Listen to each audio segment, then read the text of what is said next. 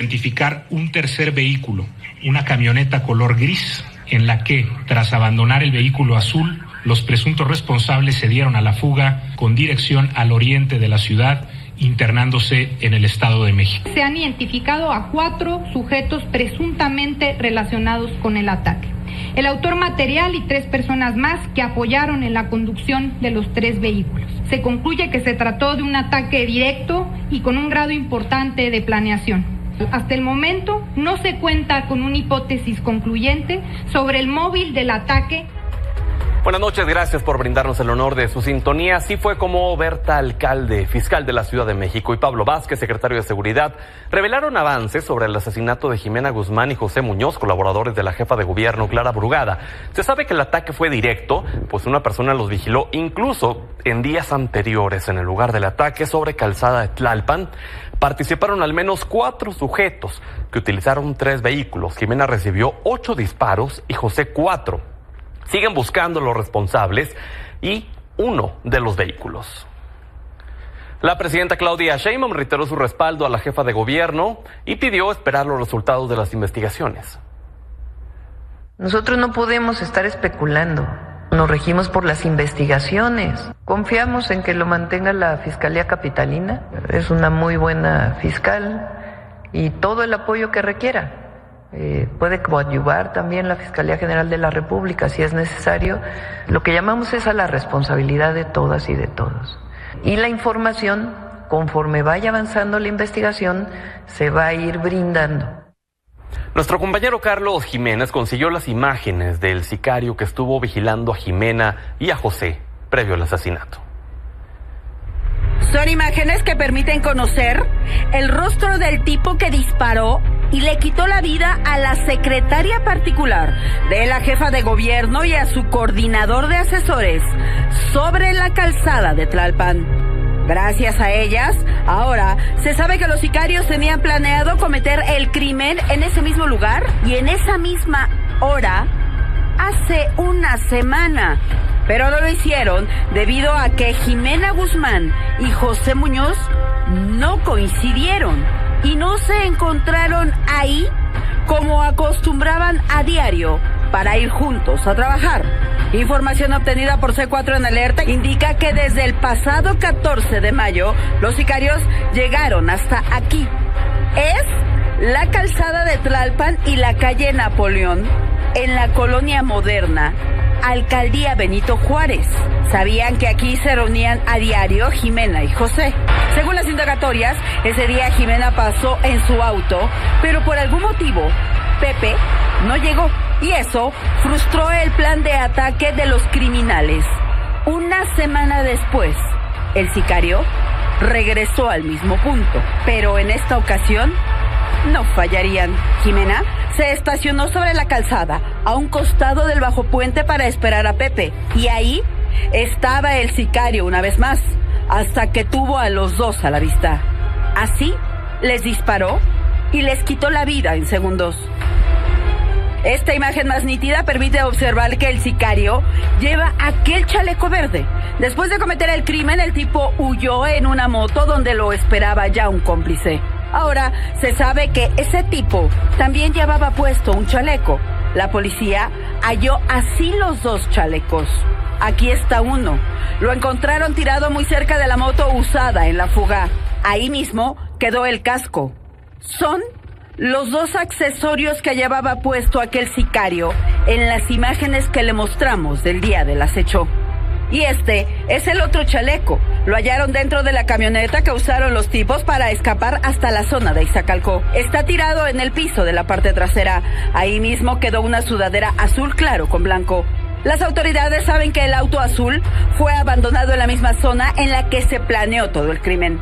Desde aquí, los sicarios salieron para cometerlo y regresaron para después huir en una camioneta hasta el Estado de México.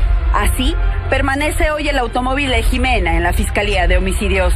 Ya fue trabajado por los peritos y los resultados en materia de balística revelan que el arma que disparó las balas que perforaron este parabrisas no ha sido utilizada en otro crimen registrado por las autoridades. Hoy, la Fiscalía de Justicia de la Ciudad, los equipos especiales de la Secretaría de Seguridad Ciudadana y un grupo especial de la Secretaría de Seguridad Pública Federal que encabeza Omar García Harfuch mantienen la investigación desplegada por distintos puntos de la ciudad y del Estado de México para ubicar a cuando menos 4 tipos que participaron en el crimen. El primer rostro que tiene es el de este sujeto, el sicario que esperó pacientemente una semana atrás y que regresó para finalmente atentar contra Jimena y José. C4 en alerta. Y luego de estos hechos fue reforzada la seguridad en los eventos de la jefa de gobierno Clara Brugada. Hoy acudió a la junta promotora del Sistema Público de Ciudadanos en la alcaldía Cuauhtémoc, donde se cerró la calle Andrade. Hubo más presencia policíaca, agentes vestidos de civil y se hizo una revisión minuciosa al ingreso al edificio, cosas que no se hacían en otros actos.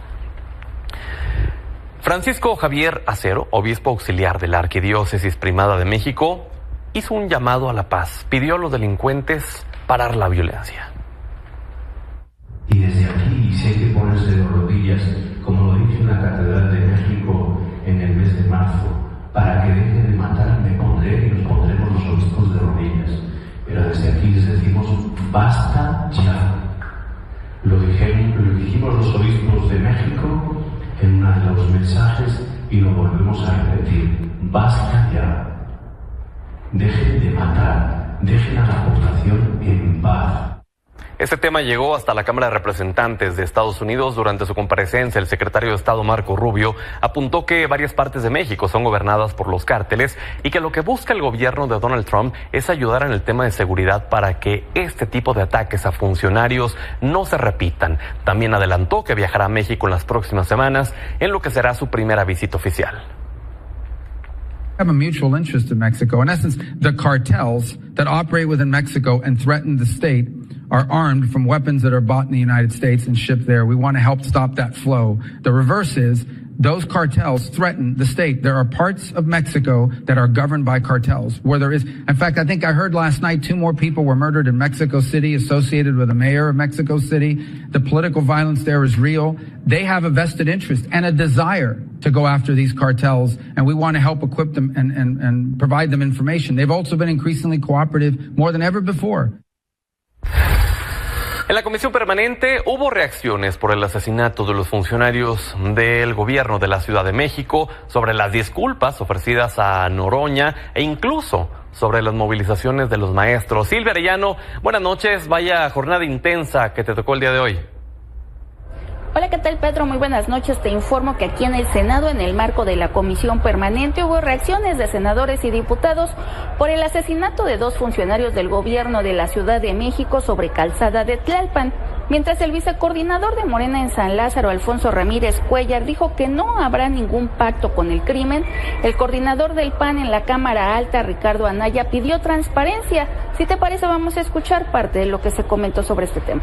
Pero lo que sí tienen que entender es que nunca vamos a aceptar ningún pacto, ninguna tregua. La disminución de los delitos en la capital del país ha sido porque hemos combatido a todos los criminales. No vemos absolutamente ninguna excepción, no aceptamos ningún pacto, vamos a ir a fondo. Me estoy refiriendo a un crimen contra el Estado mexicano. En ningún momento he dicho que a estas 2 personas las haya mandado matar el gobierno mexicano.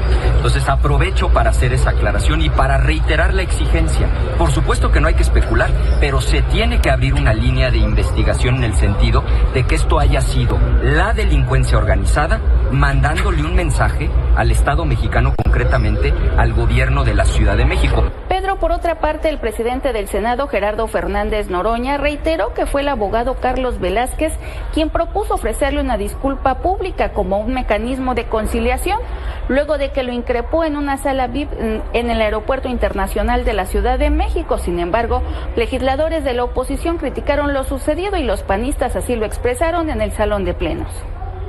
Aquí le traigo a Noroña su capita y su coronita y su cetrito de reyesuelo. Póngaselo, Noroña, cínico, cobarde, ruin. Usted, Noroña, es el reyesuelo de los narcopolíticos El reyesuelo de las ratas, senadora el reyesuelo de los burócratas de cuarta. Ya se terminó su tiempo. No es cierto. La pregunta se formuló sin que hubiera llegado a los 5 minutos. Aquí no es usted, diputado. No, ni tampoco usted, que le encanta ser el rey de todas las fiestas. Quieren quitar el sonido en la tribuna. No me sí. No hubo ninguna, no se le forzó en ningún sentido. Está previsto los mecanismos legales. El propio licenciado Velázquez no ha querido declarar porque es falso que se hubiera acosado y las reacciones en ese sentido son insidiosas. También el tema de las movilizaciones de la CENTE provocaron otra confrontación entre legisladores del PAN y Morena. Ricardo Anaya dijo que los maestros ya le tomaron la medida al gobierno federal. Sin embargo, el morenista Alfonso Ramírez Cuellar comentó que a Claudia nadie la dobla en referencia a la presidenta, quien ofreció diálogo a los manifestantes. Pedro, pues estos son algunos de los temas que se tocaron aquí en la comisión permanente. Vaya sesión. Gracias, Silvia. Buenas noches. Seguimos pendientes, buenas noches. Y hoy sucedió algo inédito, y es que por primera vez la conferencia mañanera tuvo que ser de forma virtual, ya que la CENTE bloqueó los accesos a la prensa de Palacio Nacional. Nos dieron una mesa para el día viernes. Por este movimiento exige que tiene que ser antes del viernes. Por primera vez la presidenta Claudia Sheinbaum tuvo que hacer una conferencia mañanera de forma virtual, algo que no pasó en el sexenio anterior, cuando inició este ejercicio, ni siquiera en la etapa más álgida de la pandemia por COVID-19. Y es que maestros de la Coordinadora Nacional de Trabajadores de la Educación bloquearon Palacio Nacional para exigir una reunión con la presidenta. Incluso, 2 integrantes agredieron a un youtuber por grabar videos con su celular. Funcionarios y reporteros participaron por videollamada. La presidenta dijo que no caerá en provocaciones y que sigue el diálogo con los maestros. Nosotros no vamos a caer en ninguna provocación, eso es muy importante. No vamos a reprimir porque no creemos en eso, creemos en el diálogo y vamos a encontrar una salida. Y lo que planteamos es que la posibilidad de que nos reunamos el viernes. Entonces no vemos por qué cerrar las puertas de Palacio. Para eso hay un gabinete. No todo se tiene que resolver con la presidenta. La presidenta está en contacto con su gabinete, los están recibiendo los propios secretarios de Estado. Un hecho similar ocurrió el 27 de agosto de 2021, cuando maestros de la CENTE en Chiapas impidieron el paso del expresidente López Obrador. Aunque la mañanera sí se realizó, tuvo que hablar a través de su celular. Esto no lo puedo permitir porque no puede el presidente de México ser rey de nadie. Desde el 15 de mayo, la CENTE convocó a un paro nacional. Sus demandas siguen siendo la derogación de la ley del ISSSTE del 2007, incremento salarial, reforma al sistema de pensiones y rechazo a políticas centralizadas del CENTE y del sistema educativo neoliberal. Con información de Julio Hernández, Milenio Noticias.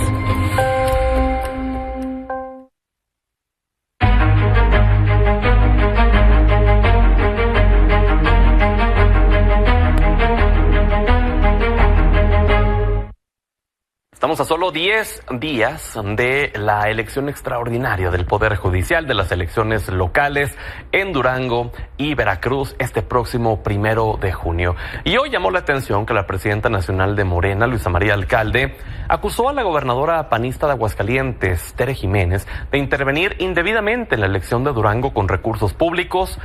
Detectaron que tanto la gobernadora como diputados locales viajaron a Durango con maletas en las que presumiblemente transportaban dinero para favorecer a sus candidatos. Por otra parte, aseguró que Morena no se está metiendo en la elección judicial al ser cuestionada sobre el rechazo del INE a los más de 20,000 observadores electorales. Descartó incluso que el partido favorezca a algún candidato. No estamos nosotros metidos en ese proceso y no estamos nosotros favoreciendo ni orientando a que se vote por uno u otro candidato. Han estado más de 200,000 mujeres y hombres para ser observadores electorales. Que dentro de estos haya personas afiliados a Morena, pues no le vemos nosotros ninguna irregularidad. En todo caso es el INE el que está identificando eso y no dándoles la acreditación. El Consejo de la Judicatura Federal notificó que no hay recursos para indemnizar a los juzgadores que decidieron no participar en la elección judicial a través de un oficio firmado por el secretario técnico. Dijeron que fue el 10 de abril cuando se solicitó por el escrito el pago de esta indemnización para los juzgadores, y el Consejo de la Judicatura pues dijo que dichos recursos no están disponibles porque fueron transferidos a la Tesorería de la Federación. Día 54 de las campañas rumbo a la elección judicial. A una semana de que concluyan las campañas para dar paso a la elección de juzgadores, las ministras afines a la 4T han metido pie al acelerador para tratar de ganarse el voto de la gente el 1 de junio. Desde Zacatecas, la ministra Lenia Batres llamó a defender con el voto la reforma judicial que dijo el pueblo ya eligió a pesar de que algunos intentan sabotearla. Ya vieron ustedes que empezaron a sabotear el proceso, ¿no? Que hay unas personas que no les gusta la justicia y no les gusta, además, creer que les toca también cumplir con sus obligaciones de pago de impuestos, por ejemplo, y ya empezaron a sabotear el proceso electoral. Por su parte, la ministra Loretta Ortiz presumió un fallo dictado por la primera sala de la Corte y afirmó que bajo su propuesta se amparó a una mujer embarazada que fue víctima de tortura. A su vez, la ministra Yasmín Esquivel estuvo en Tamaulipas, donde habló de recuperar la confianza en la justicia. Señaló que todos anhelamos un México justo, en el que prevalezcan la justicia social y el bien común, y pidió no dejar de votar. Estamos a 2 semanas de una elección histórica para México. Una elección que no solo define a quienes integrarán la Suprema Corte de Justicia de la Nación, sino que abre la puerta a un poder judicial verdaderamente democrático, cercano a la gente. Sé que muchos están intentando desalentarnos, llenando el espacio público de temor, de desinformación, dividiendo a la opinión pública. Mientras, la candidata Sara Irene Herrerías destacó la justicia con perspectiva de género. La sororidad es algo que solo se da entre nosotras. No crean cuando digan que las mujeres nos metemos el pie entre nosotras. No, tenemos que ayudarnos todas. Por eso estamos juntas y entre nosotros nos tenemos que ayudar. Para Milenio Noticias, Rubén Mozo.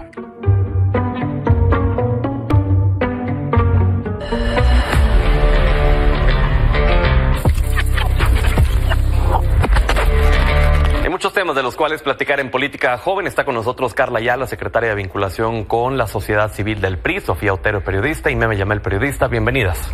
Buenas noches, gracias.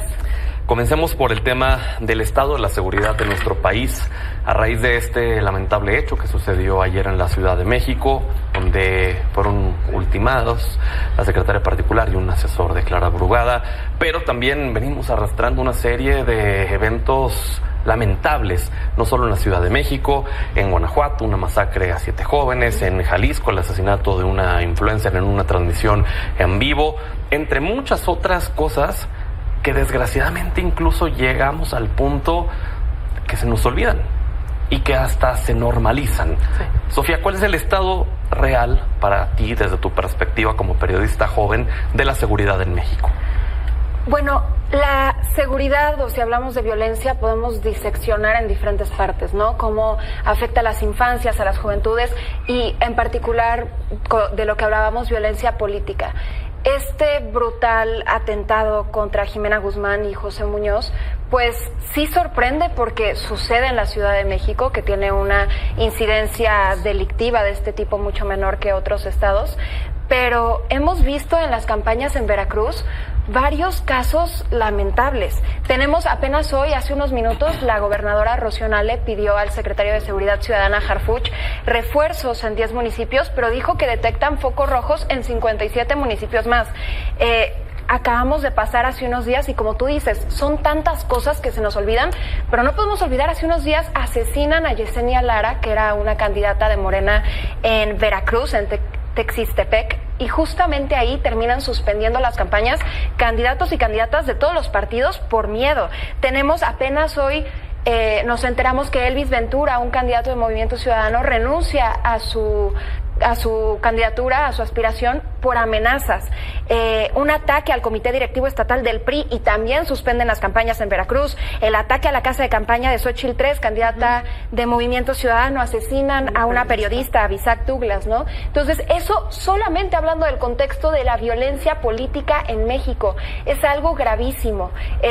Y estamos en un contexto en el que evidentemente no vamos a poder llegar a una solución mientras se tenga cierto grado, ¿verdad?, de colusión entre las autoridades y el narcotráfico, porque terminamos pensando quiénes son las personas que tienen la posibilidad incluso de aspirar a estos cargos cuando otros reciben amenazas, ¿no? Y entonces, en muchos casos llega gente coludida, como vemos ahora en el caso de Teuchitlán, que están investigando la colusión del alcalde con los grupos del narcotráfico. La confirmó ya el propio fiscal. Claro, entonces, bueno, es una cuestión en la que tantos sistemas están profundamente podridos, el sistema político, pero sí el sistema judicial, etcétera.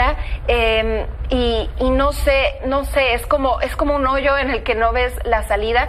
Ahora se tiene la estrategia de, ataquemos las causas, pero se continúa agarrando a estas cabecillas, como se hacía en el tiempo de Calderón también. Claro. Entonces es una mezcla de estrategia y no sé cuál va a ser la solución efectiva, y yo creo que una clave es terminar con esta colusión, ¿no? Eliminar la impunidad, que si se tiene cierta sospecha de que hay una autoridad coludida, que se investigue y que toda esa información sea accesible al pueblo de México, porque si no, entonces se crean todas estas narrativas. Claro. Y que si a la gobernadora le quitaron la visa y que si no sé quién lo están investigando, y pues nosotras estamos mientras tanto en la oscuridad, digamos. Meme. Es lo que pasó con Jimena y con Pepe es muy lamentable, hace sentir vulnerabilidad, porque si les pasó a ellos en la Ciudad de México, ¿qué nos hace sentir a nosotros? Esa vulnerabilidad de, si a ellos les pasó que estaban en un círculo muy cercano y que fue un ataque coordinado, que fue un ataque orquestado, que fue un ataque con una precisión donde los estaban investigando, etcétera, etcétera, lo primero que te hace sentir es esa vulnerabilidad. Pero aquí hay varios frentes abiertos. Coincido con lo que dice Sofía, tienes este frente de qué pasa con la cantidad de impunidad que hay y con la colusión que existe entre autoridades y el grupo de los grupos criminales. Existen.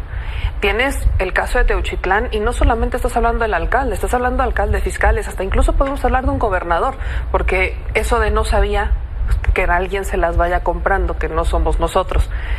Y volteas a ver incluso en otros lugares y vas a lo municipal y los policías, hay zonas en donde los policías no trabajan. Los que trabajan son los grupos criminales. Por un acuerdo de nosotros hacemos estas detenciones, nosotros operamos de esta manera y ustedes simplemente no se metan en nuestros asuntos que son del Foro Federal. Y así nos podemos ir. Llegar a un punto de paz no va a ocurrir, no iba a ocurrir en 6 años y tampoco espero que ocurra en 12. Es algo que debes de atacar de distintas maneras. Seguir atendiendo las causas para evitar que tengas a los jóvenes que son reclutados por el crimen organizado a través de las redes sociales, que sigas teniendo personas que digan, pues es que es la manera en la que voy a salir de la pobreza, es la manera en la que voy a resolver mis problemas, y necesitas darles soluciones reales y necesitas entregárselas. Y esas son políticas públicas que se deben de crear. Pero y se han estado creando. Lo que me llama la atención de lo que dices es ni siquiera en 2 sexenios va a ser suficiente para poder acabar con la violencia. Es decir, el trabajo que puede estar realizando hoy en día la presidenta con Omar García Harfuch, con Defensa, con la Marina, etcétera, no lo vamos a ver el resultado ahorita. No lo creo. ¿Cuántos años llevamos viendo un crecimiento en la violencia? Más de 20. Creer que más de 20 años los vamos a resolver en 6 o en 12, no lo creo. Ahora, es muy distinto decir no, ojo. Yo no creo que lleguemos a ese punto óptimo de paz, donde ya no va a haber violencia, donde no va a haber homicidios. A ese punto me refiero en 6 o 12 años. Sí creo que vamos encaminados a un punto de respuesta, en donde veremos una menor percepción de la violencia, de la inseguridad. Sí lo creo. ¿Por qué? Porque se han dado resultados. Se han estado deteniendo a grandes figuras criminales al interior de estas células. Te mencionaría, por ejemplo, a Sidong, que es un ciudadano chino acusado de lavado de dinero y distribución de drogas, no cualquier cosa relacionado con el fentanilo, a Carlos Tomás el Tomasín, líder del grupo criminal La Barredora, esto en Puebla, a Omar N., el Pelón, jefe de los Pelones, una célula vinculada con los Chapitos en Culiacán, a Armando N., líder de los Deltas, brazo armado del Cártel Jalisco Nueva Generación, a Salvador N., jefe regional del Cártel Jalisco, y así nos podemos ir con varios nombres. Claro. Pero ¿eso quiere decir que vamos a acabar? No, es más, yo plantearía esto sobre la mesa. Creemos que solamente con estas detenciones los cárteles van a cruzarse de brazos y decir, bueno, es que ya me detuvieron a 3, ya no voy a hacer nada. Al contrario, creo que lo que estamos viendo es eso. Carla, además tú tienes un gran conocimiento de lo que sucede en la Ciudad de México. Tú eres de aquí de la Ciudad de México, has sido representante, diputada federal, incluso por Tlalpan. Así es. Entonces conoces bien lo que sucede aquí en la capital. Sí, pues primero que nada solidarizarme con las familias de estas dos personas que fueron brutalmente asesinadas el día de ayer.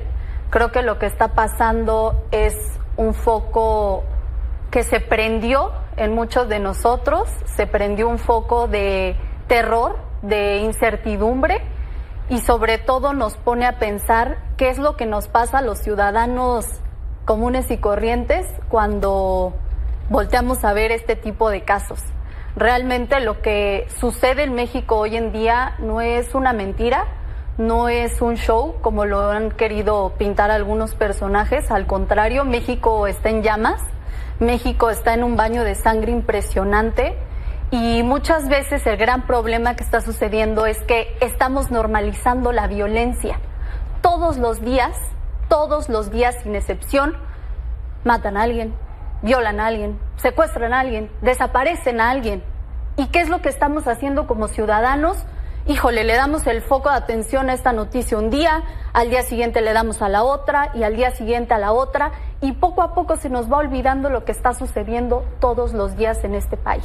Y es importante hacerle un llamado a toda la ciudadanía, a las personas que nos escuchan, a que no normalicemos esto. De verdad, la violencia no es algo normal, la violencia no es algo que tiene que suceder. Y creo que es momento de levantar la voz, de que los ciudadanos empecemos a cuestionarnos por qué están sucediendo las cosas, cómo están sucediendo las cosas, quiénes nos están cuidando y por qué nos están cuidando ellos. Y la pregunta que sigue es ¿para qué? Que hagan eso, ¿para qué? ¿Con qué finalidad? ¿En qué acción se tendría que ver reflejada? 1, para que no normalicemos la violencia. 2, para que todos los casos de violencia que ya mencionaron mis compañeras y que menciono yo también, no queden impunes. Y esa es otra de mis grandes preocupaciones. Pero cuando decimos normalizar la violencia, ¿qué es? El seguir con nuestra vida y simplemente, ay, mira, en las noticias salió esto, pues bueno, otro más. Por Sigamos. supuesto. A lo que me refiero con la pregunta que te hago de ¿para qué entonces es el crear conciencia, el despertar? Hacer protestas, exigir autoridades. ¿A qué tendría que llevar? Claro, exigir una justicia pronta, que sea expedita, que sea imparcial, que llegue a todos. Y aquí te voy a poner un ejemplo muy claro. Y no es por politizar algo, ni mucho menos, pero sí quiero tomar lo que pasó el día de ayer. Si eso nos sucediera a mí, a ti, a cualquier ciudadano que nos esté escuchando, ¿realmente tendría la misma resonancia ese caso como lo está teniendo ahorita? Eso es lo que a mí me preocupa. ¿Por qué? Porque yo tengo papás, tengo amigos, tengo conocidos, tengo familiares, y si les llegara a pasar algo, yo estoy completamente segura que ese caso no tendría el mismo impacto como lo está teniendo hoy. ¿Coincides o difieres, Sofía? Bueno, este tema de normalizar o no la violencia es una cuestión algo abstracta. Siento que la ciudadanía lo hace casi como, no que esté bien o mal, ¿no? Sin moralizar, pero casi como un mecanismo de supervivencia. No puedes estarte deprimiendo, desgastándote y tirándote al piso diciendo, válgame Dios, estamos en una situación, estamos en un país donde tenemos cifras de guerra sin estar oficialmente en guerra. Quienes no tendrían que normalizar la violencia son las y los políticos, las autoridades, las personas en el poder, quienes realmente pueden tener injerencia, quienes realmente pueden combatir la impunidad. ¿Pero no es dejarles todo a ellos? Pues es que es una situación en la que, por ejemplo, asesinan a alguien y entonces de repente vemos que bloquean periférico. Y entonces sí se atiende el caso y responde la fiscalía, etcétera, y la gente llega a estas medidas porque saben que de otra forma no les van a atender. Entonces, siento que tampoco, digo, yo trato, ¿no? En nuestro trabajo tratamos sí de llevar esta línea de no normalicemos la violencia, no está bien, pero exigirle eso de forma general a la ciudadanía que solamente está tratando de sobrevivir día a día, claro que tendría que eventualmente, yo creo, detonar en en movilizaciones, en una respuesta social, ¿no? Si teníamos movilizaciones cuando estaban en defensa del INE, que si la reforma judicial o no, etcétera, ¿por qué no vemos esta unidad nacional en torno a este tema específico, más allá de afinidades partidistas, ¿no? Vemos que el gobierno actual dice, bueno, es que la incidencia, y eso es cierto de acuerdo a sus datos oficiales, la incidencia en cuanto a homicidios ha bajado. Sí, pero si vemos el acumulado sigue siendo muy grave, ¿no? Y ahí quiero detenerme tantito porque efectivamente esa es una de las cuestiones que he escuchado. Pues sí, ¿de qué me sirve que bajen las cifras si seguimos teniendo masacres, seguimos teniendo homicidios selectivos como los del día de ayer? Si vemos las gráficas, es básicamente a partir de Calderón se ve así, ¿no? Y entonces llegamos a Peña Nieto con un pico máximo y luego llega el expresidente López Obrador y vaya, se estabiliza. Y entonces vemos un ligero descenso, ¿no? Una estabilización y un ligero descenso. Ok, eso es lo que nos muestran los datos oficiales, pero eso no significa que no nos quedamos muy cerca de ese pico histórico.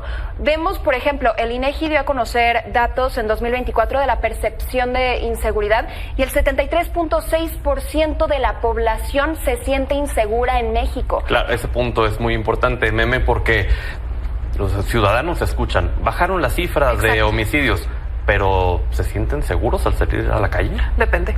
Esa es la gran pregunta. No podemos pensar desde la Ciudad de México que todos nos sentimos igual. No podemos pensar desde Culiacán que todos nos sentimos igual. Pero 73% es mayoría. Sí es mayoría, pero también habría que ir a lo que está hacia abajo. Yo miré un poco a un punto medio en lo que están diciendo mis compañeras. Hay una responsabilidad social, claro que hay una responsabilidad social. No podemos seguir normalizando. Pero la normalización de la violencia, como lo dice Sofía, pues sí, la gente no le puedes decir que deje de salir a trabajar, a la gente no le puedes pedir que deje de hacer sus actividades diarias. Tienen que comer, tienen que llevar cosas. O sea, no puedes frenarte. Yo recuerdo uno de los casos más emblemáticos cuando Veracruz estaba realmente en un foco rojo, que a cada rato veíamos bolsas N cantidad de noticias de atrocidades. Y yo tenía amigos y les preguntaba, oye, ¿cómo están? No, aquí no pasó nada. ¿Cómo que no pasó? Pues si fue aquí. No pasó nada. ¿Por qué? Porque la gente tiene que seguir haciendo lo suyo. Pero también hay una realidad. Mientras la sociedad no se regenere, tampoco podemos decir lo que yo mencionaba al inicio, cómo podemos hablar de paz si la sociedad no se regenera. Aquí es un factor de dos. Tanto las autoridades tienen el mayor peso en esto como la sociedad, de dejar de normalizar y de también tener acciones y decisiones distintas. Hay mucha gente que dice, no, es que yo no quiero saber de esto porque es que está muy feo, yo no quiero informarme, y se nublan y dicen, no, yo no quiero informarme y prefiero no saber absolutamente nada. ¿Los podemos cuestionar por eso? Por supuesto que no, porque también es un propio mecanismo de la sociedad de decir, esto está grave. Pero cuando hablamos de percepción, no es lo mismo la percepción desde el punto en el que la vemos aquí en la Ciudad de México, a como la pudieran sentir en Culiacán, a como la pudieran sentir en Puebla, e incluso ni siquiera podemos comparar la percepción en las capitales a cómo se sienten los municipios en las sierras. Es distinto, y la percepción es eso, la percepción. Aquí por lo que tenemos que luchar es porque no vayamos a tener delincuentes que queden en impunidad, y es un factor que le toca a las fiscalías, que le toca al Poder Judicial y que le toca a las autoridades, integrar bien los casos, hacer bien las investigaciones, y que los jueces no me salgan con que es que los liberamos, porque hay de dos, tanto las fiscalías que no hacen bien su trabajo, como jueces que también se han dejado comprar y que han estado promoviendo amparos para evitar que ciertos delincuentes terminen en la cárcel y cumplan sus condenas. Es un factor que va por mucho, y cierro con esta parte. Coincido cuando dices que yo no creo que un caso como el que ocurrió ayer, si lo hubiera ocurrido a cualquier otra persona, resonara igual, pero es que no fue igual. Lo que ocurrió ayer fue un crimen con un mensaje claro. Fueron por dos integrantes cercanos de la jefa de gobierno. Estamos viendo una estrategia de seguridad que sí es más agresiva comparada con la de Andrés Manuel López Obrador, que tiene otros elementos como mucho más irse a la inteligencia de la operación en las detenciones, y que está dando resultados. Esperar que los criminales se queden de brazos cruzados no era una alternativa. Aquí el tema no es lo mismo la razón por la que terminan, comparar las razones ni siquiera tendría por qué ser motivo. Lo que ocurrió ayer es algo muy peculiar y es algo muy distinto. Pero no sabemos todavía de esas razones. No sabemos las razones, pero sí sabemos que estaban vigilados, sí sabemos que estaban organizados. Por supuesto, así como pasa con miles de familias. ¿Cuántas familias son vigiladas y organizadas y van literalmente a ¿Cómo crees que se planea un secuestro? Nada más agarras a alguien de la calle. Claro que no, los vigilan, los observan, saben sus horarios, saben dónde está su familia, quiénes son, dónde viven, qué comen. Por supuesto, no estoy diciendo que no, pero lo que estoy diciendo es que no podemos comparar las causas. No podemos comparar Todavía lo que ocurrió ayer. Las causas. Es que ni siquiera podríamos, aunque las conociéramos, ni siquiera podríamos compararlas. Carla. Son ciudadanos y al final de cuentas, yo sí lo digo, yo ahorita que tomé la Secretaría de Vinculación con la sociedad civil, me ha dado la oportunidad de hablar con miles de ciudadanos, militantes y no militantes de distintos partidos, y una de las grandes quejas y grandes exigencias es la seguridad. Seguridad que no tenemos. Ahorita mencionaba mi compañera sobre la estrategia de seguridad que ahora es más agresiva. Yo digo que es una estrategia completamente fallida. ¿Y por qué? A nuestra corta edad, lo que yo he visto y vivido nunca me ha parecido nada más violento a lo que está sucediendo hoy en día. Y claro que es preocupante, y no es por comparar ni mucho menos, pero es momento de que la gente abra los ojos y sepa lo que está pasando. Y ahorita mencionaban, bueno, es que la gente no puede pausar sus actividades. No, mi comentario no va a que pausen sus actividades. Mi comentario es que la ciudadanía se haga más consciente de quiénes nos están gobernando, de quiénes nos están cuidando, y plantearnos esa idea. Porque la gente no va a dejar de salir a trabajar, no va a dejar de salir a estudiar, pero sí podemos tener las herramientas como organización, como ciudadanos, de decir, oye, ¿qué está pasando con este juez? ¿Qué está pasando con la justicia en nuestro país? ¿Qué está pasando con las fiscalías? ¿Por qué no nos están haciendo caso? ¿Por qué no nos están respondiendo? Eso es a lo que me refiero cuando digo que la ciudadanía no debe normalizar la violencia y nos debemos hacer más conscientes de lo que sucede hoy en día. Meme, ¿quieres responderle? Sí. ¿Qué crees que está pasando con el Poder Judicial en ese momento? Cuestionar, buscar elegir nuevos jueces, ¿no crees que esa es una bonita herramienta para ver cómo la ciudadanía dice, a ver, espérame tantito? ¿Tú podrías apostar que la renovación del Poder Judicial va a erradicar todos los problemas que se han traído a lo largo de todos estos años? Yo puedo apostar que es un paso necesario para lograrlo. Yo te podría decir que no todos los cambios radicales nos aseguran una mejora o un cambio. Entonces lo mejor es quedarnos como estábamos. O sea, es que esa es la parte que no entiendo un poco. No, para nada, a ver, no. Esa es la parte que no entiendo. O sea, dices, es que la ciudadanía tiene que estar más consciente de lo que hacen los jueces, participar más. Ok, estamos en ese proceso. ¿No es perfecto? No, por supuesto que no es perfecto. Ya está, pero nos guste o no, ya está. Entonces también decimos que es radical y que no todo lo que es radical entonces resuelve. Nos guste o no, ya está, y nos tenemos que acoplar a lo que hay. Pero sí hay que darle una revisada a muchos de los que son ahora candidatos, cuál es su historial, qué han hecho, qué experiencia han tenido, porque ellos son los que van a tener en sus manos nuestra libertad y muchas cosas que implican en la vida diaria del ciudadano. Pero también las van a tener en gran parte por las propias personas opositoras a la reforma, que en lugar de involucrarse y participar, dijeron, no, ya no me gustó, hagan lo que...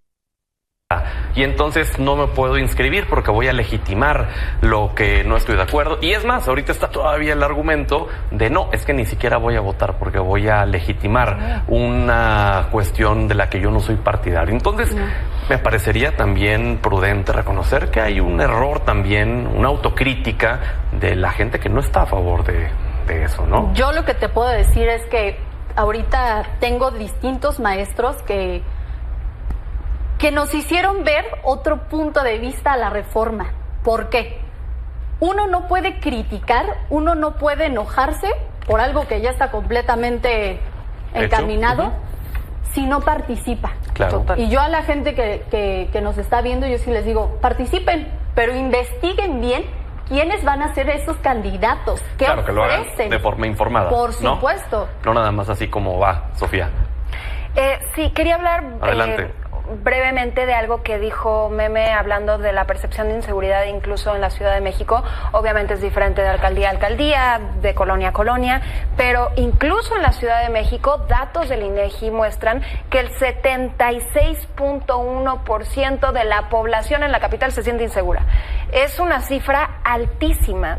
Que quizás muchas y muchos de los que vivimos ahí ni siquiera estamos conscientes, que si hacemos un proceso de introspección, si pensamos, bueno, yo particularmente igual y no me siento segura, pero igual y yo soy muy paranoica, solo soy yo, no, la verdad somos la mayoría. Si vemos en Morelos, más del 90% de la población se siente insegura, en Guanajuato 87.5%, y tenemos que entender que, regresando al tema de la violencia, esta es una situación en la que el narcotráfico, estas redes del crimen organizado, están ya permeando en tantas cuestiones de nuestra vida cotidiana. O sea, si tú vas a la verdulería y compras un limón, bueno, ¿cuántos centavos de ese limón le están llegando a las personas que extorsionaron a los limoneros, etcétera?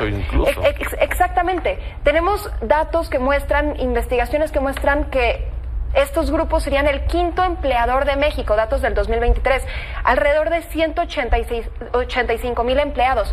Y luego apenas hace unos días sale el gobierno de Estados Unidos y dice, no, son más de 185,000, es medio millón de mexicanas y mexicanos están empleados por estos grupos. Y además, hablando de la normalización de la que hablaba Carla, bueno, en México, ¿cuál es la 8ª causa de muerte? De nuevo, datos oficiales del INEGI. Los homicidios. Los homicidios en general para la población son la 8ª causa de muerte. Eso no es normal, son cifras de zonas de guerra. Y en particular, si diseccionamos por edad de las y los mexicanos, niños de 5 a 9 años sube a número 7, causa número 7. Niños o jóvenes de 15 a 24, causa número 2. Y de 25 a 44 años es la causa número 1 de fallecimiento en nuestro país. Es algo ya absurdo. Un último comentario de forma breve, por favor, Meme. Yo solamente cerraré diciendo que no hay que olvidar que la seguridad no solamente se resuelve desde el gobierno federal, y eso se nos ha olvidado mucho. Las exigencias siempre corren al gobierno federal, cuando son 3 órdenes de gobierno los que deberían de estar atendiéndolo, y el primer respondiente es el gobierno municipal. Si no hay una coordinación entre los autores municipales, entre las policías locales, que son las preventivas, si no hay prevención va a haber delito. Carla. Pues hoy lo único que podemos pedir y exigir es que tengamos un país en paz en la medida de lo posible. Es importante que como ciudadanos nos hagamos conscientes de lo que nuestros hermanos mexicanos viven alrededor de nuestro país y no normalizar lo que está sucediendo. Gracias por haber estado con nosotros. Muchas gracias. La siguiente semana, pausa, volvemos. Fernando Santillanes, ¿qué nos tienes esta semana? Bueno, se llevó a cabo la conferencia de desarrolladores de Google I.O., y entre todo lo que presentaron, a mí lo que más me impresionó fue su modelo de generación de video con texto. Es decir, ahora escribes, ya lo habíamos visto, pero con una calidad, Pedro, impresionante. Ya lo estuve probando porque es público y nunca había visto un modelo en el cual describes perfectamente bien las tomas, el tipo de cámara, la iluminación, y se crea un video cinematográfico perfecto. Créeme que esto... ¿Literal cinematográfico? Cinematográfico. Y esto es para nosotros, pero esto que estamos viendo rápido, Flow, es para creadores de contenido, para directores de cine.